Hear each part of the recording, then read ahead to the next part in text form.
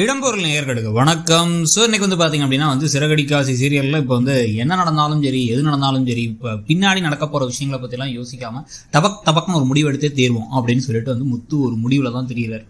அவருக்கு தங்கறதுக்கு ரூம் கிடையாது, அவருடைய மனைவிக்கு ஒரு பிரைவசி கிடையாது, இவங்க ரெண்டு பேருக்கும் ஒரு அந்யோன்யத்துக்கு ஒரு இடம் கிடையாது. மொட்டை மாடியும் அதுக்கப்புறம் ஹால்லையும் தான் படுத்து தூங்கிட்டு இருக்காங்க. அதுலேயே பல அசிங்கங்களையும் அவமானங்களையும் தன்னுடைய மனைவி ஒவ்வொரு நாளும் ஃபேஸ் பண்றாங்க. அவங்க அம்மா அவ்வளோ கேவலமா நடத்துறாங்கன்னா தெரியும். இது எதையுமே சரி பண்றதுக்கான எந்த முடிவு எடுக்காம, உங்க மனைவி போட்ட 2 சபதத்துக்காக நீங்க போராடாம, அதாவது வீடு கட்டணும், நகையெல்லாம் திருப்பி வாங்கணும் அப்படின்னு சொல்லிட்டு 2க்கும் போராடாம, இப்போ நான் இன்னொரு பிள்ளையும் கூட்டு வரேன் அப்படின்னு சொல்றது மட்டும் இல்லாம, அதை மீனா சொன்ன உடனே இவர் இழுத்து பிடிச்சிக்கிட்டு கண்டிப்பா அதை நடத்தியே தீர்வேன் அப்படின்னு சொல்லி பண்ற காரியங்கள். இதுல இப்ப என்ன பண்றாரு அப்படின்னா, சாமிக்கு நாங்க பூ போட்டு பார்த்தோம், அந்த பிள்ளை உண்மையிலேயே ரொம்ப பாவம். அவனுக்கு அவங்க அம்மா அவங்க அம்மாவுடைய வாழ்க்கையில ஒரு விஷயம் நடந்துருச்சு. சின்ன வயசுலேயே கல்யாணத்தை பண்ணி வச்சு அவங்க குழந்தை பெற்ற அப்புறமா அந்த கணவர் இறந்ததுனால அவங்க எங்கேயோ போயிட்டாங்க அப்படின்னு சொன்ன உடனே இப்ப மனோஜ் வரை கிண்டல் பண்றாரு. பாவம், இந்த மாதிரி ஓடுகாலியாவ அப்படி இப்படிலாம் அவர் விஜயா பேச, அதுக்கப்புறம் இவரும் ஓவரா சிரிக்க, மனோஜ் எவன் மாட்டிக்க போறான்னு தன்னை பத்தி தானே கிண்டல் பண்ணிட்டு இருக்க. இதெல்லாத்தையும் வெளில ரோஹிணி கேட்டுட்டு இருக்காங்க. இப்ப இந்த சமயத்துல விஜய் அது என்ன பார்த்தா ஆசிரமம் மாதிரி இருந்தா இல்ல மடம் இருந்தா அதெல்லாம் கூட்ட முடியாது. ஏன் வீடு அப்படின்னா, வெளில வேணா போர்டு வச்சுக்கோங்க, எங்க அப்பா ஓகே சொன்னா போதும் அப்படின்னா, அவர் நல்ல விஷயம் தான்டாங்கிறாரு அண்ணா.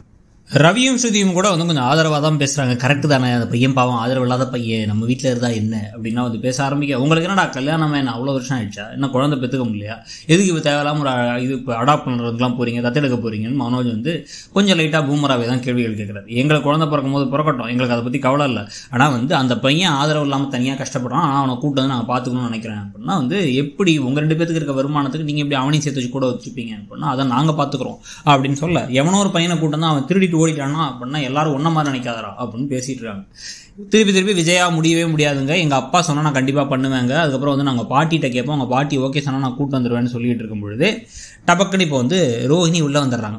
இது வரைக்கும் ஒட்டி கேட்டு போதுன்ட்டு உடனே என்ன பேசிட்டு இருக்கீங்க அப்படின்னா, கிறிஷா ஒரு பிரஷா ஹர்ஷா எவனோ ஒரு பையன் வந்தானே அப்படின்னா கிறிஷ் அப்படிங்கிறாங்க. அவனை போய் அந்த ஓடுகாலி ஓடி போயிட்டாலாம், இவளை கூட்டு வராங்க அப்படின்னு ரோஹிணியை பத்தி ரோஹிணி மகனை பத்தி வேற பேச, உடனே அவங்க வேற திருன்னு முடிக்கிறாங்க.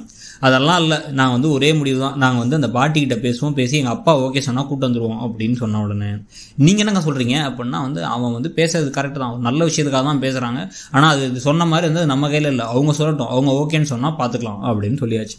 சொன்ன உடனே சரி ஓகேன்னு இப்போ சபையை கலைச்சாச்சு. இப்போ ரோஹிணி திருன்னு முடிச்சுக்கிட்டே போயிட்டு அவங்க அம்மாவை கால் பண்ணால் முதல்ல கிறிஷ் தான் ஃபோன் எடுக்கிறாரு.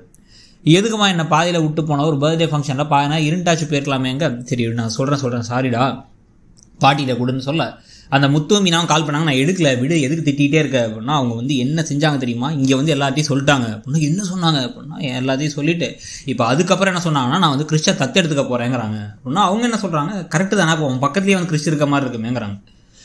என்ன என் பிள்ளை இன்னொருத்தவங்களுக்கு தத்து கொடுக்க சொல்றியா, அதெல்லாம் முடியவே முடியாது, சரியான நேரம் வரும்போது நான் உண்மையை சொல்லி நான் கூட்டம் வந்துக்கிறேன் அப்படிங்க, அது எப்போ வரும் அப்படின்னா அதை நான் பார்த்துக்கிறேன், நீ இனிமேல் அவங்க கால் பண்ணால் எடுக்காத, இனிமேல் அவங்கள்ட்ட எந்த ஒரு விஷயத்தையும் ஓகேன்னு சொல்லாத அப்படின்னு. சரி நான் இதுவும் அவங்கள்ட்ட முடியவே, அவங்களே அப்படி மிஞ்சி போய் நேராகவே வந்தால் கூட முடியவே முடியாதுன்னு அனுப்பி விட்டுறேன்னு அவங்க அம்மா சொல்லிடுறாங்க. இந்த விஷயத்தை கொண்டு போயிட்டு இப்போ என்ன பண்ணுறாங்க அப்படின்னா, இவங்களே இப்போ இவங்க ஃப்ரெண்டு வித்யா கிட்ட சொல்கிறாங்க ரோஹிணி, சொல்லி அவங்கள்ட்ட இப்படி நடந்துகிட்டு இருக்க அப்படின்னா அவங்க கிண்டல் பண்ணுறாங்க, எப்படி ஒவ்வொருத்தரையும் மாட்டாமல் எஸ்கேப் ஆகிட்டே இருக்க, போன ஜென்மத்தை நிறைய புண்ணியம் பண்ணிட்டியா அப்படின்னு கேட்டுட்டு இருக்காங்க.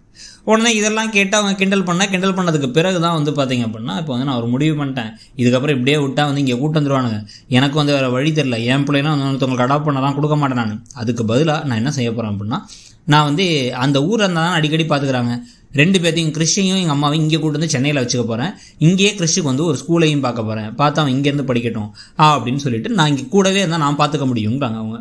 இதுக்கு நடுவில் மீனா என்ன சொல்கிறாங்கன்னா, அவசரப்படாதீங்க, இதுக்கு தான் நான் எல்லாத்துக்கு முன்னாடி நீங்கள் சாமி பூ போட்டது வேறு ஓகேன்னு சொல்லிடுச்சுன்னு பொய் வேறு சொன்னார் முத்து, அதை கடைசியில் மீனாவே அது பொய் தான் சொன்னார் இவர் அப்படின்னு ஒத்துக்கிட்டாங்க வேறு. கொஞ்சம் டைம் போகட்டும், நம்ம அவனுக்கும் ஸ்கூல் முடியட்டும், பாதி ஸ்கூல்லேருந்து கூட்ட முடியாது, அவங்கள கூட்டம் தான், அந்த பையனை கூட்டம் தான் அவங்க அம்மா தனியாகிடுவாங்க அப்படின்னா, அம்மாவை கொண்டு போய் நம்ம பாட்டி வீட்டில் விட்டுலாங்கிறாரு இவர். அந்த மாதிரி எடுத்தவங்க ஒருத்தவங்க விட முடியாது, ஒருத்தவங்களோட சொந்த ஊர் அவங்க வீடு அப்படிங்கிறது இன்னொருத்தவங்களை கூட்டு போக முடியாது, நம்ம நீங்கள் போவீங்களா அந்த மாதிரி, அதனால கொஞ்சம் பொறுமையாக இருங்க அப்படின்ட்டாங்க. எவ்வளோ அறிவா இருக்க நீ அப்படின்னு வேற பேசிகிட்டு இருக்காரு முத்து. இதுக்கு நடுவில் மீனாவுக்கு இப்போ சீதா கால் பண்ணுறாங்க. சீதா கால் பண்ணி என்ன சொல்கிறாங்க அப்படின்னா, அவங்களோட எக்ஸாம்ஸ் முடிஞ்சு அவங்க ஃபர்ஸ்ட் கிளாஸில் பாஸ் பண்ணிட்டான்னு சொன்ன உடனே குடும்பத்துடைய முதல் டிகிரின்னு உடனே கண் கலங்கிடுச்சு மீனாவுக்கு. எல்லாம் அப்பாவோட கனவுனா அக்கா நீ தாங்க எங்களுக்கு ஒரு முதுகெலும்பா இருந்தேன்னு அவங்க சொல்லிட்டு இருக்க. டக்குன்னு உள்ள வந்து பயந்துட்டாரு முத்து. எதுக்கு அழுதுட்டு இருக்க, என்னாச்சுன்னு பயந்து உடனே ஃபோனை வாங்க. சீதா வந்து நான் வந்து பாஸ் பண்ணிட்டேன் மாமா, டிகிரி முடிச்சிட்டேன் அப்படின்னா. வீட்டில் ஃபர்ஸ்ட் டிகிரி, நானும் பெருசாக படிக்கல, உங்கள் அக்காவும் காலேஜ் படிக்கல, எனக்கு அவ்வளோ சந்தோஷமாக இருக்குது, எனக்கே கண் கலங்கிடுச்சுன்ட்டார். பயங்கரமாக நடிச்சாங்க ரெண்டு பேருமே, நல்லா இருந்துச்சு அது பார்க்குறதுக்கு. ஸோ அதோட வந்து அந்த சந்தோஷத்தோட இன்றைக்கி எபிசோடு முடியுது. இதுக்கப்புறம் தான் அடுத்தடுத்த பிரச்சனைகள்லாம் வரப்போகுது. இன்றைக்கி எபிசோடு வரைக்கும் எப்படி போச்சுன்னு நினைக்கிறீங்கிறத சொல்லுங்கள். தேங்க்யூ. இடம்பொருள் நேயர்களுக்கு வணக்கம். ஸோ இன்னைக்கு வந்து பார்த்தீங்க அப்படின்னா வந்து சிறகடிக்காசி சீரியலில் இப்போ வந்து என்ன நடந்தாலும் சரி, எது நடந்தாலும்